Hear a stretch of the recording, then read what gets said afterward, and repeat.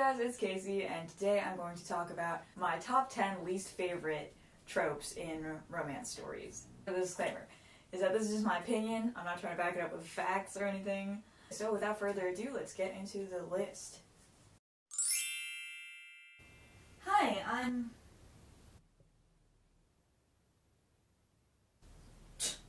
My mother used to look at me like that before she died, and left me to grow up in an incredibly intensely awkward relationship with my father. But you don't understand. Get out of my face. I don't mind the existence of quote-unquote bad boy characters, because I think that's realistic, there are people like that. But what I don't like is when specifically the baggage of this bad boy is his selling point. Especially if it comes with the, oh, I can heal him with my love attitude. Generally, if you have too much baggage, you're not going to be ready for a relationship, okay, first of all. So you shouldn't try to rope somebody who clearly has so much baggage into a relationship. That doesn't make any sense. And second of all, if you really want to help him so much, you should try to do it as a friend, because that just makes way more logical sense than trying to fix him once you're his lover, because as a friend you have more emotional distance than you would as his girlfriend. Okay? So stop trying to fix him, and especially stop trying to fix him by dating him. That's not gonna no, okay. Trying to make the other person jealous. You are so funny.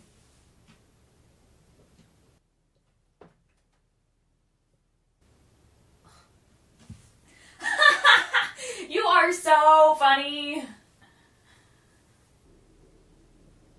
I didn't even say anything. Okay, it just shows your immaturity and insecurity.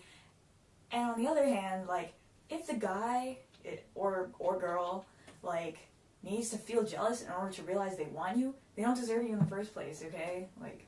No. Bad. Get out. Unworthy. 3. Trying to get the person to break up with you instead of just breaking up with them, directly. That works in comedy and nowhere else. I hate it when, it's not supposed to be funny, but they're trying to do it, it just makes way more logical sense to just break up with them immediately instead of being oh, well, I'll just be really gross, mean, and disgusting, and then they'll break up with me. What? No. That's just a waste of your time, man. 4 is kidnapping your love interest, or when there's a big power difference between the guy and the girl, and they still... There's a few scenario variations of this trope. The first is just straight up there's a literal kidnapping of some sort, right? Usually in that case the romance is based mostly on the appearance, because the female, who's usually the prisoner, is oh my gosh, he's so hot, he kidnapped me, but wow, what a hottie. And then they try to reverse the trope and be oh well, this time the girl kidnaps him, and then whatever. But it's still the same trope, it's just with the genders reversed. And then they're still wow, they're so captivated by the other's physical attractiveness that they can't keep their head on straight and continue to do their job. Stop, okay? Not only is it mostly based on appearance, but a lot of the time it's also well, he could treat me a lot worse, but he's not, and therefore he's attractive. What? If somebody walks up to you and they slap you, do you go, well, he could have punched me, so he's a nice guy? No, you're wow, that guy slapped me, what a rude person, It's being wow, he might be a butthole, but at least he's not a butthole with a piece of poop crammed into it, you know what I'm saying? Especially if it's a warden or a king's captain of the guard or something like that, and they're supposed to be escorting this prisoner. That is the most unprofessional thing in the universe, to fall in love with your prisoner, okay? If you have a higher rank and then you fall in love with your prisoner, you don't deserve the rank. You're clearly unfit to do the job. You don't know what you're doing, okay? So, and then this power dynamic thing also applies to, ships with a really big age gap. Okay, if you love her that much, you can wait for her to turn 18, okay? Patience, alright? And, like, I know people are thinking, like, what? Pedophilia? That never happens. But, like, this guy is a paranormal being who's been alive for hundreds of years. So, therefore, he can date, like, you know, a 16-year-old. Like, no, okay? Just, ew. Fake dating. I need you to pretend to be my boyfriend. Okay. Okay.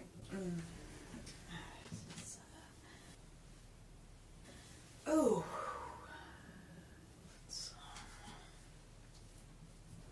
When we go to meet my family, don't worry so much. We're gonna nail it. Now, I think, again, this works in comedy and nowhere else. Like, I do not understand why everybody likes fake dating so much. Like, does that happen in real life? I just think it's so unrealistic. Like, who does that? Right?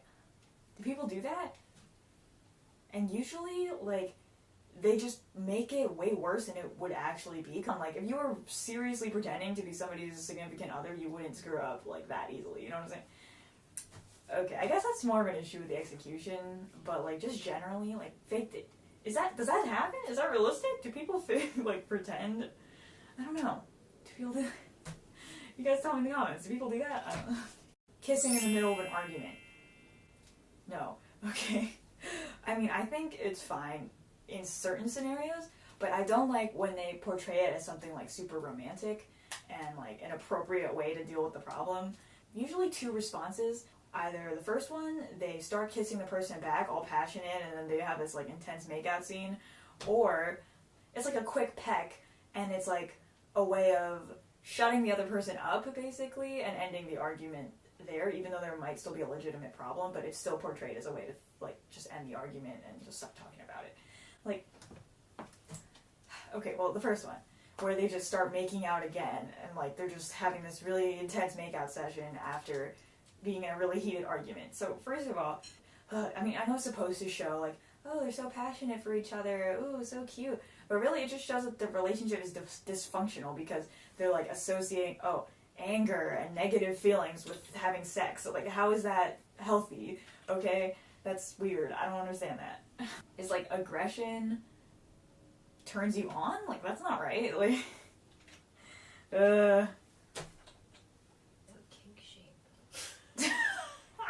the other scenario where they just do, like, oh, quick peck, and then they're like, don't worry.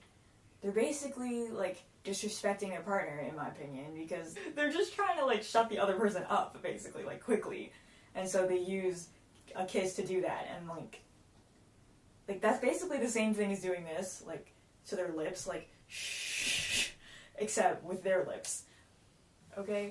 Like, I don't think that's cute. I think it's annoying and rude, and if my boyfriend did that to me, I would be angry, not like, aw, what a cutie. Especially if it's like a new relationship with legitimate problems. Like, if you're in, like, a married couple or, like, you know, very established and that's just how you roll or whatever, okay, fine. But a lot of the time, it's, like, a new couple who, like, just got together and then this is how they're problem solving.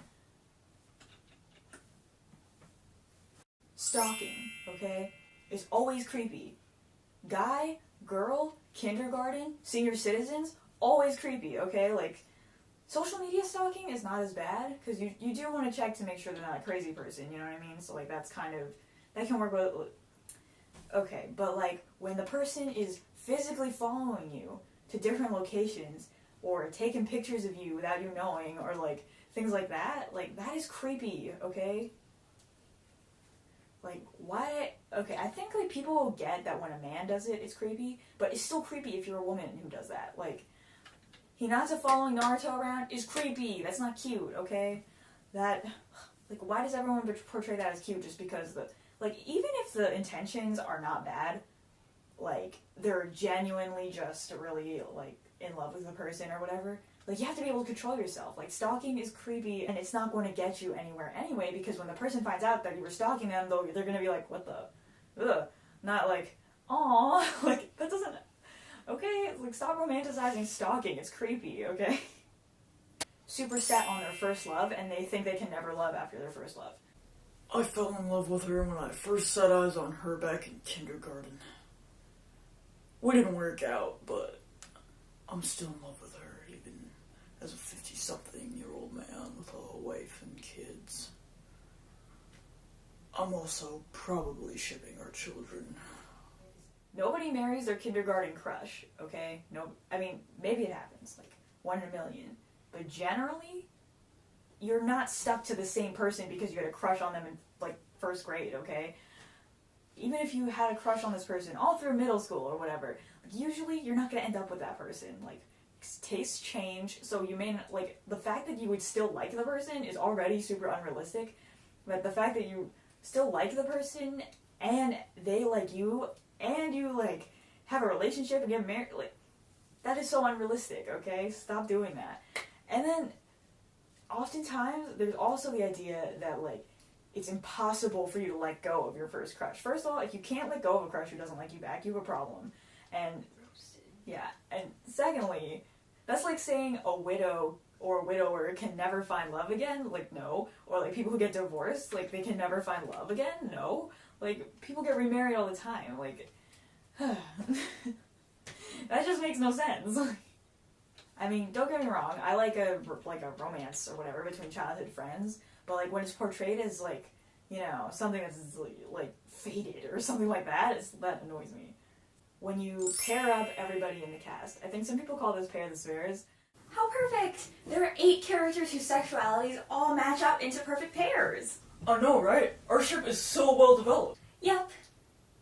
Our ship is kind of mad, but we'll make it work. We haven't interacted much before now, but our personalities might work together in theory.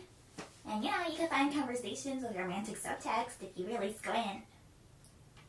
We have no foreshadowing whatsoever, and our personalities would be totally incompatible, but what are you gonna do? Leftovers, am I right? Which is basically, by the end of the book, like, every character has to have a significant other, because apparently that's the only way to have a happy ending. It's just like, why? 99% of the time, it's totally forced. Like, if it was natural, okay, fine. Maybe this group of 6 friends just perfectly paired off with each other with no love triangles or anything like that, but a lack of communication as the major conflict. And what I mean by that is, like, dumb misunderstandings where if they would just get over themselves for a second, like, all their problems would be solved. Like, don't rely on dumb misunderstandings to make the plot interesting or to dramatize the relationship or whatever, because stop. So anyway, that was my list of romantic subplot tropes that annoy me. Let me know which romance-related tropes you hate the most in the comments. So thank you guys for watching, hope you enjoyed, and I'll see you in another video. Bye!